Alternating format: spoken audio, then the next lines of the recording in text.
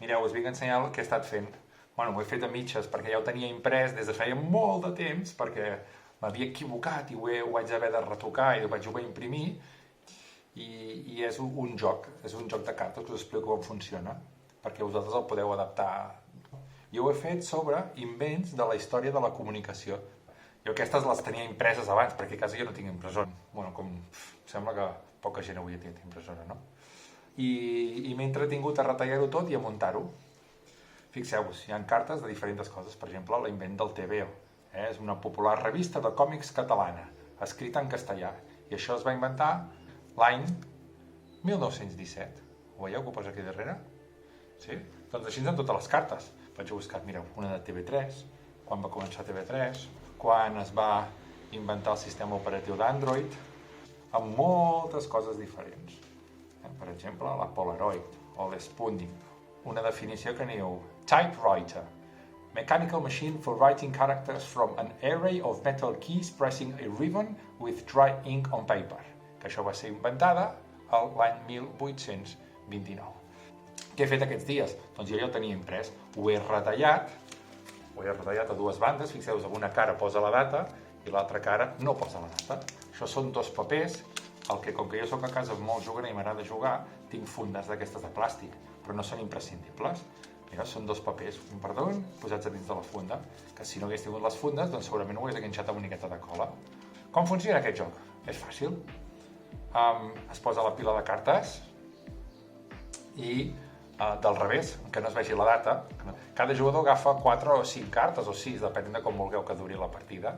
Llavors se'n agafa una última, es posa sobre la taula amb la data amunt, i llavors, quan decidim qui és el primer jugador, el que ha de fer és agafar la carta i mira i diu, va, jo crec que això va ser abans o després. I sobre la carta la va posant una al costat de l'altra per anar construint doncs, una línia de temps sobre la taula, això. L'encerta, la carta es deixa. Que no l'encerta, la carta es descarta i n'agafes una de nova. Llavors l'has de tornar a posar al lloc on te correspongui. I això és, no? Aquest és de fet, és un joc comercial que es diu Timeline, línia de temps. Però el que vaig fer jo va ser adaptar-ho a la informació que m'interessava. I la meva proposta és, podríeu adaptar-ho a alguna cosa que us interessés a vosaltres?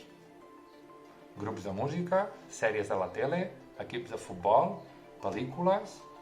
Buf! Quina idea tens tu? Per cert, abans de plegar, us ensenyo 4 o 5 coses de les que m'heu fet vosaltres aquests dies. N'hi ha algunes que són xulíssimes. A veure, mireu, el primer és un laberint d'en Gerard de la Torre, que com tots sabem és superfutbolero, i el que he fet és un laberint ambientat amb la seva passió, que és el futbol. Un altre, ostres, un vídeo fantàstic de la Laia Canaleta. Tenim, això sona una miqueta massa fort. La Laia el que fa en el vídeo és explicar-nos que ha fet això, un organitzador, que serveix per guardar les peces dels collarets que fa a la seva família. Ara ho tenim una miqueta més endavant. A veure si es veuen aquí les peces dels collarets. I també, mira, veus aquí les peces, i també serveix per notes, no? I té un estuig, una mena per guardar aquí els rotuladors i tal. La Laia ja sabem que de les persones creatives de l'escola, doncs, és una de les que més. I baixem a 6è. L'Adrià Carol ha fet una aquarel·la amb paper d'aquarel·la i aquarel·les, amb lo difícil que és. Un punt de llibre a part i també un art de Sant Martí amb el missatge de positivisme que tant fa falta aquests dies. Tot anirà bé. Anem a veure el següent. Ui, la Paula de la Vega, també de 6è. Fixeu-vos, això està fet a mà. Sembla imprès pràcticament amb ordinador. Quina precisió, les línies paral·leles, a la mateixa distància, tot ben pintat. Una passada. La Paula també és una persona super creativa i molt productiva. Sempre està fent cosetes. I l'Alicia ens ha compartit 2 vídeos.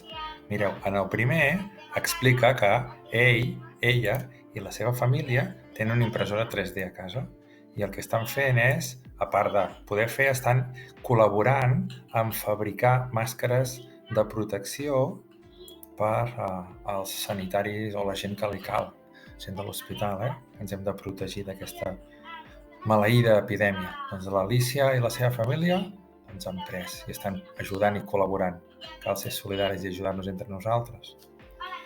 I una altra, aquí ja entrem al que ja sabem tots que fa l'Alícia constantment, que sempre està. En aquí també han fet una cosa importantíssima, sempre està fent coses concretes. En aquí aprofiten CDs en desús que us havien de llançar per utilitzar-se o com a paleta de pintura o com a suport per fer petites experimentacions. I també pinta pedres. Per tant, està super entretinguda fent moltíssimes coses. Típic de l'Alícia. La Gina, també de 6è. Mireu, quina tele ha fet. M'explicava, és que he estat moltes hores mirant la tele i el que he fet és això, una caixa de cartró que representa la tele amb aquest missatge que tots hem de tenir claríssim, que jo em quedo a casa amb aquesta cinta adhesiva de color gris, com que diu, no tinc pintura, però la Gina ha trobat una solució al que volia fer. Xulíssima la tele, Gina. I la Judit Benítez, de tercer, de secundària. Mireu què he fet. Sabeu el que és? Ara per davant i ara per darrere. És una màscara. I la Judit va ser la primera persona, l'endemà mateix de publicar el primer vídeo, va ser la primera persona a enviar-me una proposta. Moltíssimes gràcies, Judit. Doncs res més. Mentida. Mireu què tinc. Tinc un clipmetratge de Sant Jordi, fet per la Laura López, de quart d'ESO. Ha agafat aquestes imatges i el que està fent és ella narrant la història en English.